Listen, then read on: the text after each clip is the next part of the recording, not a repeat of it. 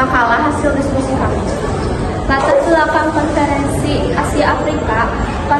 Konferensi Asia Afrika dilatar belakangi oleh kedekatan geografis dan budaya antar negara-negara Asia dan Afrika, serta adanya persamaan nasib sebagai korban penjajahan bangsa Barat. Setelah merdeka, negara-negara ini menghadapi tantangan besar dalam bidang ekonomi, sosial, pendidikan, dan kebudayaan. Kesamaan dalam akar kebudayaan, agama, bahasa, serta nilai-nilai falsafah timur turut memperkuat ikatan antara bangsa-bangsa Asia dan Afrika. Munculnya kaum intelektual mendorong perjuangan melalui organisasi-organisasi modern. Selain itu, melemahnya negara-negara imperialis akibat Perang Dunia ke-1 dan ke-2 memberi peluang bagi bangsa Asia Afrika untuk memperjuangkan dan merebut kembali kemerdekaannya. Semua faktor tersebut mendorong negara-negara Asia Afrika untuk bersatu dan bekerja sama, yang akhirnya diwujudkan melalui konferensi Asia Afrika di Bandung tahun 1955.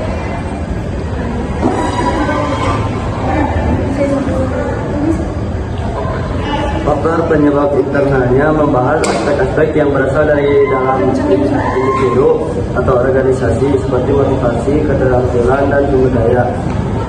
Faktor-faktor internal ini dapat memengaruhi kinerja, perilaku, dan hasil dari suatu individu atau kelompok.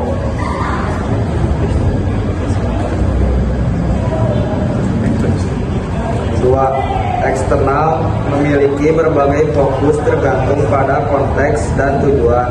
Secara umum, konferensi ini membahas faktor-faktor yang berasal dari luar suatu sistem, entitas, atau individu yang dapat mempengaruhi atau menyebabkan suatu perubahan, masalah, atau peristiwa tertentu. Selanjutnya ada bidang konferensi Asia Afrika. Satu di bidang politik. Konferensi politik di Asia fokus pada stabilitas kawasan, diplomasi regional, dan kerjasama antar negara. ASEAN atau Perhimpunan Bangsa-Bangsa Asia Tenggara mempromosikan prinsip non-intervensi, penyelesaian damai konflik, dan diplomasi regional. B. Asia Timur, Korea Selatan, Jepang, dan Tiongkok aktif dalam dialog politik regional seperti East Asia Summit atau EAS.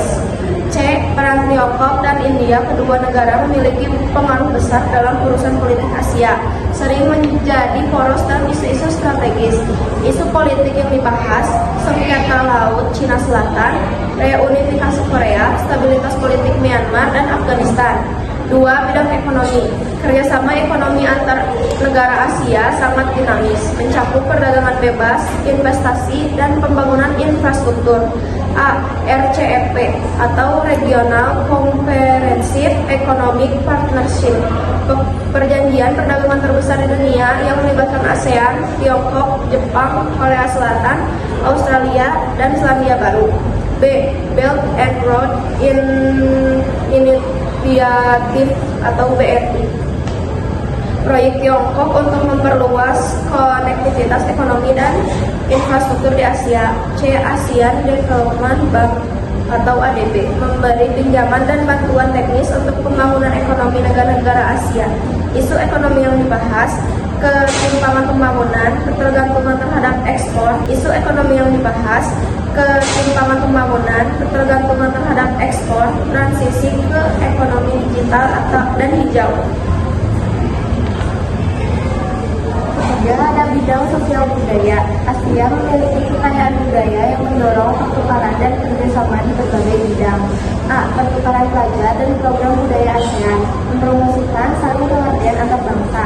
B. Festival budaya Asia seperti ASEAN Cultural Festival, pertunjukan seni lintas negara.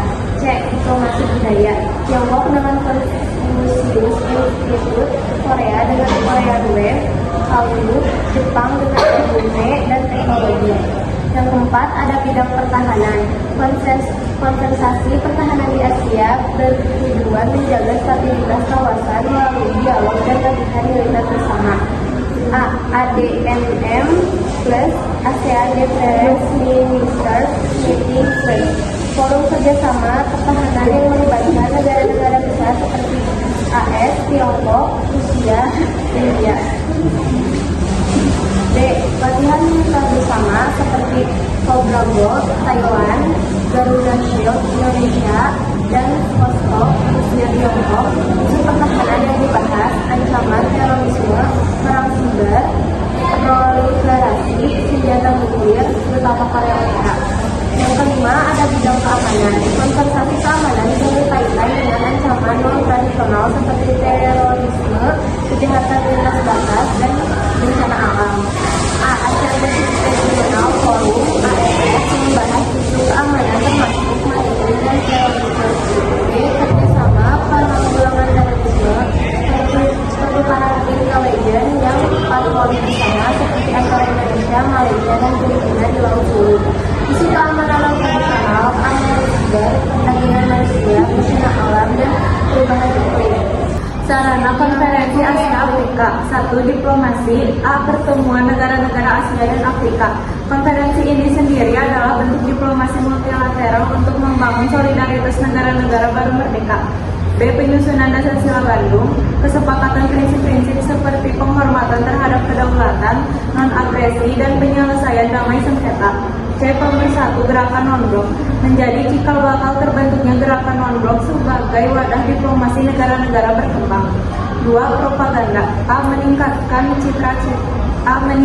citra negara-negara Asia Afrika sebagai bangsa merdeka yang mandiri dan anti kolonial. B.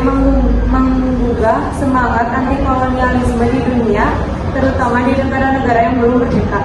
C. Media internasional digunakan untuk menyebarkan pesan solidaritas dan perdamaian. 3. Ekonomi. A. Kerjasama ekonomi regional. Negara peserta mendorong perdagangan dan bantuan antar negara selatan. B. Menolak dominasi ekonomi barat dan mencari jalan ekonomi yang lebih adil bagi negara berkembang. 4. Perbuatan militer. A. Penolakan aliansi militer blok barat maupun timur. Konferensi menekankan netralitas dan pembangunan. B. Menolak penggunaan kekuatan militer sebagai sarana politik luar negeri kecuali untuk mempertahankan kemerdekaan. Secara keseluruhan, Konferensi Asia Afrika lebih menonjolkan diplomasi dan propaganda damai, bukan kekuatan militer.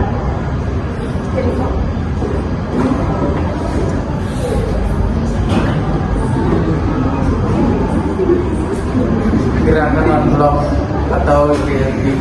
Pengertian gerakan non-blok atau GNB atau non-aligned movement atau NAM adalah sebuah gerakan internasional yang beranggotakan lebih dari 100 negara dan bersikap netral, tidak memihak pada blok barat, AS dan sekutu maupun blok timur, Uni Soviet dan sekutu.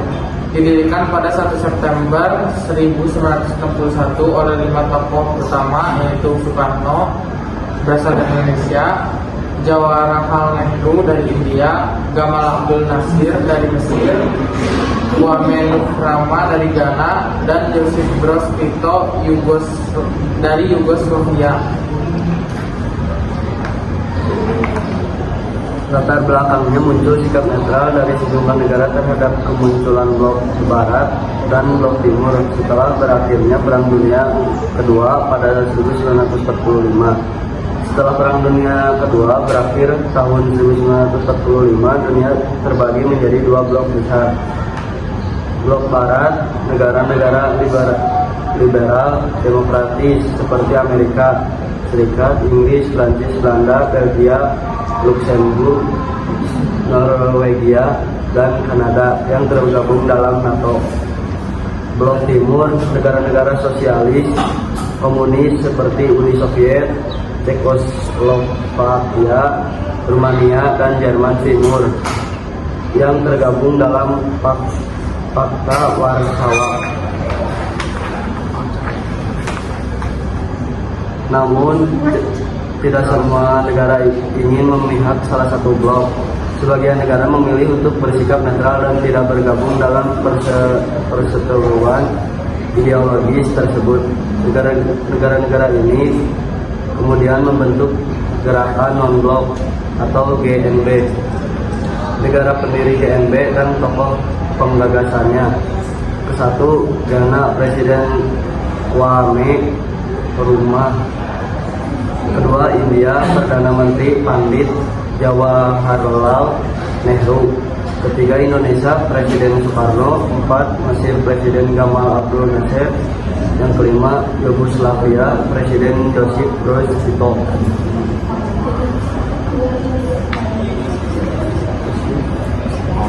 Yang ketiga, ada tujuan. Pertama, A. Memelihara perdamaian dan keamanan internasional. B. Mengusahakan tersapainya pelucutan senjata secara umum dan menyeluruh di bawah pengawasan internasional efektif. C. Mengusahakan agar PBB berfungsi secara efektif. D. Mengusahakan terwujudnya tata ekonomi dunia baru. E. Mengusahakan kerjasama di segala bidang dalam rangka mewujudkan pembangunan ekonomi dan sosial. 4. Peran Indonesia. A. Sebagai salah satu negara penggagas konferensi Asia Afrika yang merupakan cikal bakal digagasnya gerakan non-blok.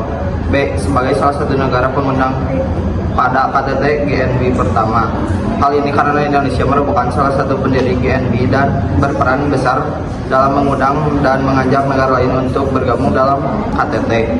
C. Menjadi ketua dan penyelenggara KTT GNB ke-10 yang berlangsung di Jakarta dan Bogor pada 1-7 September 1992. Indonesia juga menjadi perintis dialog utara sampai selatan, yaitu dialog yang memperkuat hubungan negara maju atau utara dan negara berkembang atau selatan. Udah. Sekian dari kami. Assalamualaikum